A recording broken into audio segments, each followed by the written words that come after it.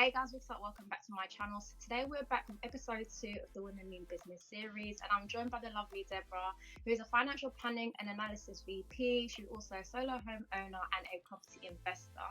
So welcome, Deborah. Hello. How are you doing? Good. So, and before we get into the interview, I just quickly want to say that I'm so happy to have Deborah on today because, like, I've known her for years, literally been friends for years. She's actually my best friend's older sister, and like, it's just one of those things whereby I've seen Deborah's journey from younger, when we we're in school, up until now. She's doing so many amazing things, like becoming a VP at the age of 30. I don't know if you know people like that, but there's not many around me. So it's like seeing her journey, and just the fact that Deborah's someone that is very always like quiet about her achievements and the things that she's doing. So it's great to have somebody like that on today to be able to, share her story, pick her brain, and then hopefully inspire you guys also viewing, because that's what this series is all about. So yeah, hopefully you're inspired by today's conversation. So without further ado, let's get into the interview. So Deborah, no holding back. We want to hear it all. So tell us a bit about yourself and your career today. Oh gosh, where to start? Well, I guess first, thank you for having me. I was so surprised when you thinking, what have I got to say to these people? But whatever I have, I'll give to you guys today. So, grew up in Stratford. So we come from Stratford, East London, and grew up there, but went to school in Seven Kings. So I guess that's where I'll start. And I guess it's actually a big point, and I've been thinking about this, but we'll come to it later, I'm sure. So went to secondary school in Seven Kings in Cannon Palmer. I guess I was bright, so I got all my A's and A stars. Of course. Went to Seven Kings sixth form, where I did my A levels, did 4 A levels, and at that time, the goal was to become an engineer. I don't know if I ever told you. No. I actually wanted to build my own car, so become a mechanical engineer. No way. Yeah, my mom really gassed me, which she was like, yeah, you're black, you're a female, use that positive discrimination. So yeah, and I guess that it still exists now. They're always asking for females in STEM um, subjects. But yeah, so the plan was to use that. So my my A levels were maths, physics, further maths, and chemistry. So I was going to go and start engineering and build my car. But what happened was the financial crisis, and all of a sudden, you heard the news. I was 17 at the time, so I didn't really understand it, but I could, big deal. And I was like, what is going on, and how has this happened that's so important in our lives? I don't know anything about it. I don't really understand it. Yeah. Pivoted away from the sort of more physics side of maths to more statistical, and then leading into financial side of maths. And I went to LSE instead and did business maths and statistics, and sort of leaned into the accounting and finance side of my degree. And from there, I guess at LSE, you're in a bit of a conveyor belt almost. Sometimes it feels like you're doing maybe 3 things. You're either getting sort of a PhD in social sciences, you're doing law and becoming a lawyer, or you're going into banking and finance. So I went the finance route. I didn't actually get any internships, any summer placements, didn't get any graduate schemes. Extremely heartbreaking, but persevered on. Yeah. And why was that, by the way? Why did you find it hard? Did you not apply to many, or what was? I applied everywhere. We got rejection letter after rejection letter after rejection letter. Everywhere. I've been to every bank's office. Been to every one of those spring week things, every one of those networking things. It just didn't happen, and I think there was two main things. Maybe one of them is that maybe I was applying to a role that I wasn't suited to. So you have to, like I said, at LSE, you're sort of on these 3 strands, and you get sort of lost, and you're like, oh, I could come out of uni and earn 40k straight away, or 50k straight away going into banking. And I was like, yeah, I could do that. That sounds great. And you sort of apply to these jobs, and by God's grace, things have usually come easy to me. So I was just like, yeah, I'll apply and I'll get the job, without realizing maybe the work that I had to put in, and 2, some of the jobs that weren't maybe suited to my personality. As you said, and I'm quiet in general. As much as sometimes life of the party in the situation where I'm comfortable, I can be very reserved and very quiet.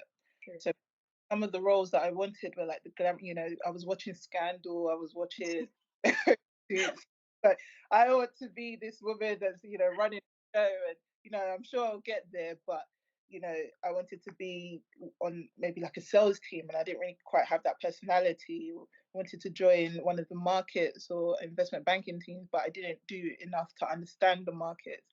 So I couldn't. So that's been a big learning point for me, sort of going forward.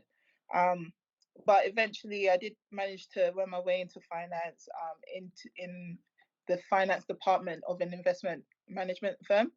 Yeah. I wanted to do accounting, but I always knew that an accounting qualification was never going to, it was never going to do any harm.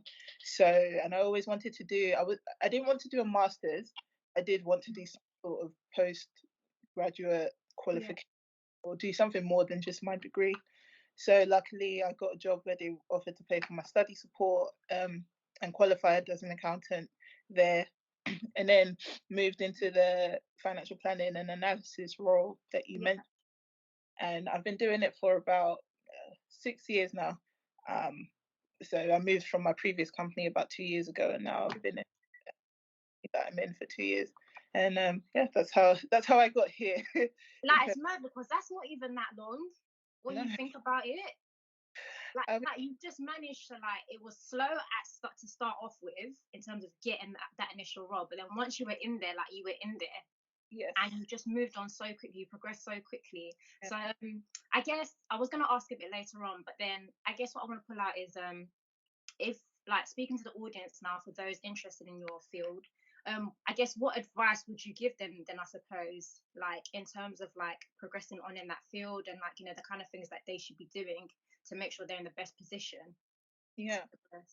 I think, like I just mentioned, one of the main things is that you need to know your craft well, and that applies to any sort of role, whatever it is. You need to make sure you know it, and make sure you can show that you know it, because that was me. Again, like I said, I was quite quiet, so maybe some of the feedback my managers used to give is, at the desk you're great, Deborah. Everyone knows that you can do the role. Everyone knows that you're the person to go to, but then you get into it and you're quiet and you let other people take the lead. So as much, it's all good knowing what you know, but also make sure you are able to articulate it and show that you know.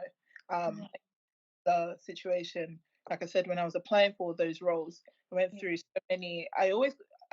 After a while, I got really good at interviews. So I managed to get through the first round interview. Then they put you in an assessment center. Start doing that group exercise.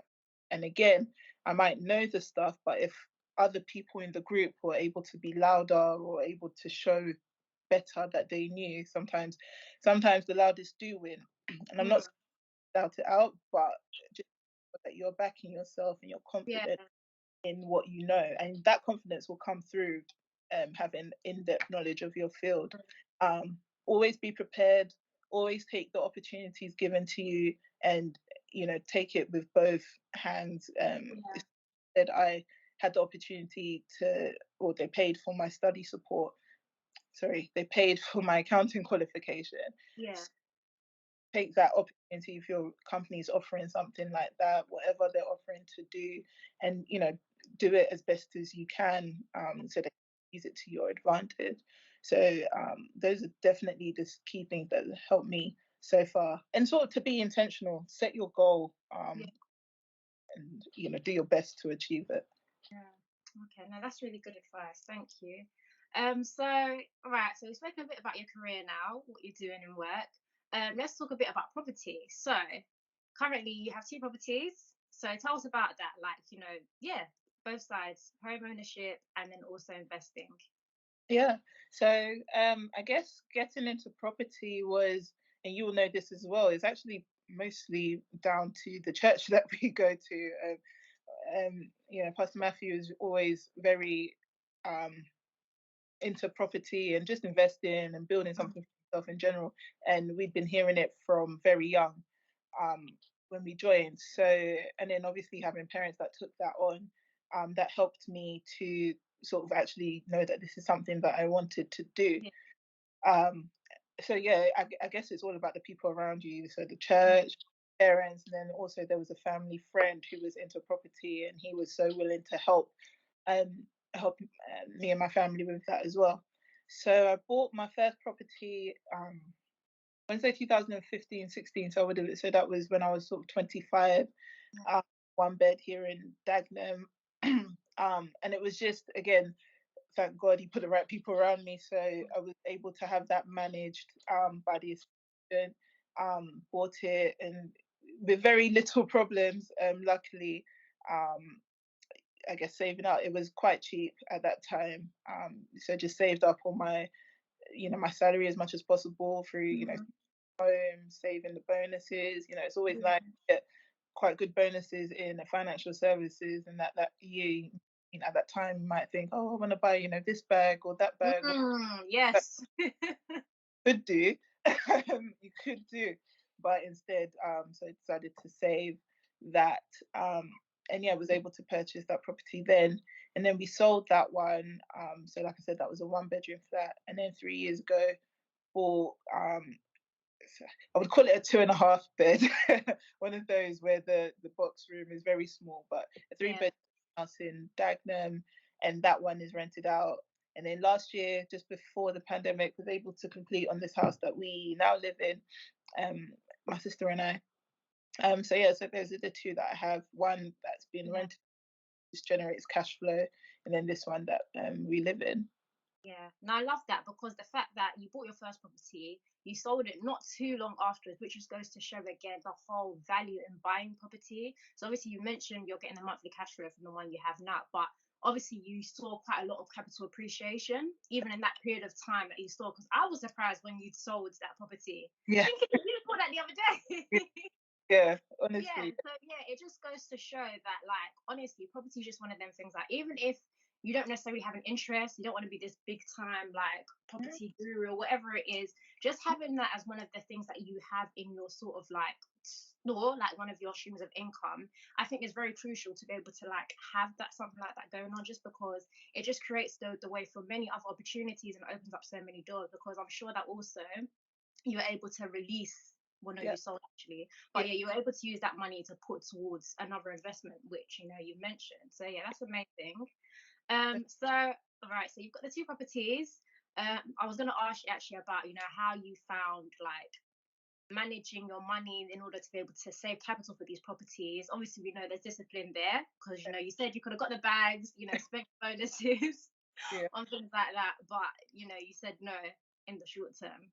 Yeah, exactly. So just really saving, and like I said at the beginning, if you have that goal, Mm, it's always easier when you have um something to work towards. And something that I've learned recently is that sometimes you have to break it down. I actually learned it from Sus, so from my boyfriend. He was saying, you could say, okay, I need 30,000 for the, but that just sounds, when you say it like that, and you look at what's coming into your yeah.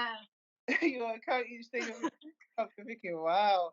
So you just need to break it down. So, okay, if I Mm, want 30K by, in 24 months, this is what I need to get each month. This is how much I'm going to save each month, and this is how I'm yeah. going to. So when you break it down into bite-sized pieces, it just makes it a lot more manageable. Instead of saying, "Oh, I'm going to save 30K," and I think you Mm, probably as well in your videos about being like, they talk about smart goals. So be specific. Okay, so 30K, yeah. by how is it going to happen? How are you going to measure it? Is it going to be each month? Whenever you have the money, you'll put some away. You have to be, like I said, intentional about it. And then I guess one other thing that I would definitely encourage people to do is just Mm, a way to, you can save. After a while, saving is only going to get you so far. You need to balance the books and do the other sides as well. See if mm, there's your income, whether it's by a side hustle or I guess by upskilling yourself so that you can yeah. get more. Just do something. Don't just rely on your savings if possible. Try to find something else that will increase your income, because the more you earn and save. um Mm, yeah, so those are the two things that I would say really helped me. yeah. saved as much as I could, and I really focused on getting my accounting qualification done so that I could become qualified, get that Yeah. big, and yeah, and hopefully, and then I was able to save even more. That was one of the ways that you really achieved your one of your bigger promotions, isn't it? By doing your accounting qualification, because you told me as soon as you did that, literally, like your pay Yeah, shot exactly. up. Yeah. So So yeah, I was telling you, that I qualified, and I was telling you the story of how it happened. That luckily SEMA made it so that all the exams were online now. So instead of doing, you could before they only did 2 sittings a year. Now they were doing 4 sittings a year, and I really used that to my advantage. I was like, okay, that means I can do the rest of my exams in the next 1 year, yeah. and by January, let's say that was January 2015, that was by January 2016, I could almost guaranteed, because of what I'd seen before, know that I'm getting Mm, like big pay rise. So when you again be intentional and just work towards it as much as you yeah. can, I really put my head down and made sure I did those exams, so that I could increase my wage, and that really helped me to save more. Um, Also, when you increase your wage, don't increase your expenses. Spending. Think about that as well. Don't need to always match sometimes. Take that, and we'll get there eventually. But Yeah. beginning, Like you just said. wise. Yeah, honestly, don't go and be buying a big boy car just because you got my salary increase. And don't be like me. Nah, Debbie, I didn't want that. Stop. Um, so actually, I'm just looking over at my questions because I'll come off track. Um, so yeah, so now actually, in terms of like your experience in acquiring your first property, is there anything sort of like maybe do you feel like you were fully equipped, or was it that you had to learn along the way? I definitely learned along the way, and like I said, I had people around me which was helpful. Mhm. There's so much resource out there these days. People like you on Instagram educating us all the time. I mean, you don't even need to sit down and do too much anymore. Mhm. You guys really break it down into, you know, 5 to 10 slides that you could just swipe through. That was something I had to learn. A lot of it I did on the way. And there's sometimes I do wish that maybe I had taken some more time to learn a bit more before I made some decisions. But Mm. I wanted to buy a property, just buy it. Yeah, Some people are still, sometimes it can still feel like that because you hear, oh, my friends bought a property, and this girl's bought a property. And yeah, so sometimes you're like, oh, I'm 30, or I'm 28, 29, I want to buy a property as well. mm, But you need to think about, there's ways that you could do it that could be maybe cleverer than you thought, that are just and get it. There's other ways that you can do it, or yeah, something that you should consider before you do it. Um, so yeah, definitely I would encourage anyone to take time and just learn a little bit, but don't yeah. still go through it. Yeah, exactly. Because there's that extreme end of, oh yeah, I'm trying to learn as much as I can, and then so I can do it properly. But then actually, it's like procrastination. And the Yeah, more and more you do stuff like that, even you're putting yourself off, and you're scaring yourself off the more. So yeah, that's definitely one thing I always advise people as well. And I feel like what you said, there are things that you could do better. Maybe yeah. you took more time, like me buying my first property. I didn't buy it under a limited company because I Mm, wasn't thinking ahead. I'm just doing it now. So it's like yeah, so there's things like that, but at the end of the day I just feel like with property it's just one of those things that it is quite forgiving, isn't it? Like even the mistakes that you make along the way, it's yeah, not the end of the world. Like yeah, you'll make money back because as we discussed before, like it's just one of those things where like it's an increasing trend. Like exactly. property is never going to devalue to the point where you actually lose out unless I don't know you sell at the wrong time or whatever, but Mm, realistically if you buy a property you're going to make a profit. So yeah. that's something that I really value about property. So that's No, great to hear that's your experience. Yeah, you were saying? no, I was just gonna say, something that you said before, that inflation is real. I like the way that was inflation is real, and prices are going up. It's basic supply and demand. Like, Mm, or the number of people are increasing, and London is a very small place, honestly. London, the UK in general, very small. yeah, So basic, economics will tell you that property prices are always going to go up. Obviously, exactly. there's sometimes that you can. the stumbles you can make, but it's not. You should definitely, it should pay off in the long run for Mm, sure. no, definitely. Okay, so future plans, property wise, career wise, is there anything you've got?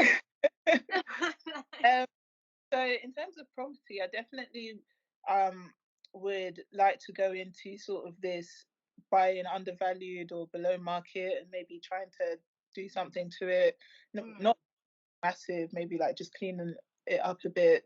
yeah. It's surprised what paint can do, and sell it, that kind of thing, or even exploring the opportunity, or continuing to explore renting, maybe outside London in some of these uni towns. So Mm, definitely looking for different opportunities there.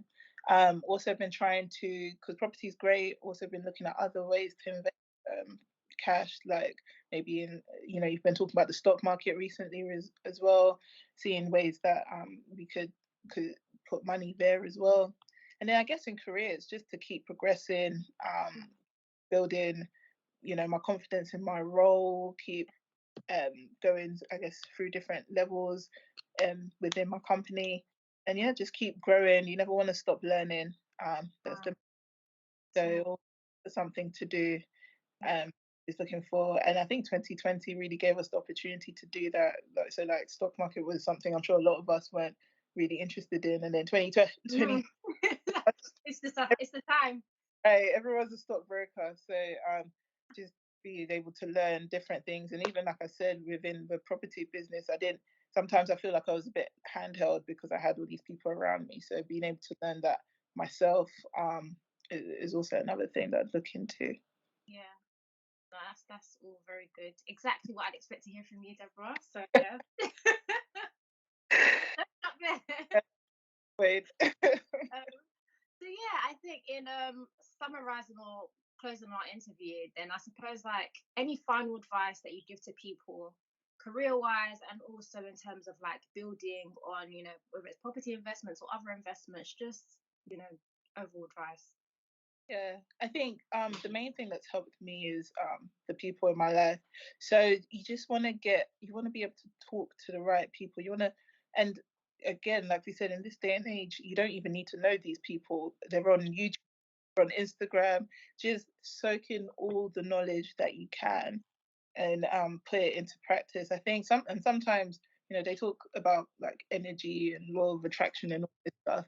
Once you start putting it in your mind and putting it out there, all of a sudden Mm, yeah, start to come to yeah. you. Right? Google's always listening, so all of a sudden Mm, one search and all of a sudden that's the only. honestly, it's scary. Very scary, but it could be helpful in this situation.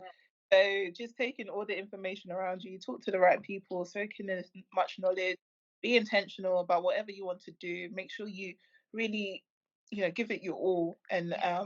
try to do it. Um, that's one of the main things. Yeah, and it's be focused on your goal. Have your goal, make it clear, break it down into bite-sized chunks that will not scare you. Yeah. Have a big goal that will scare you, but break it down into the chunks that will not scare you because that's how you'll get there. Yeah. So yeah, and just keep going. We're all doing so great. That's it. No, that's it. And I think I just want to say that of course, like I don't want you guys sitting in the audience thinking that obviously Deborah makes big money, she's a VP, so that's why she's able to do all of this and do that. Yes, that's definitely helped her in her journey.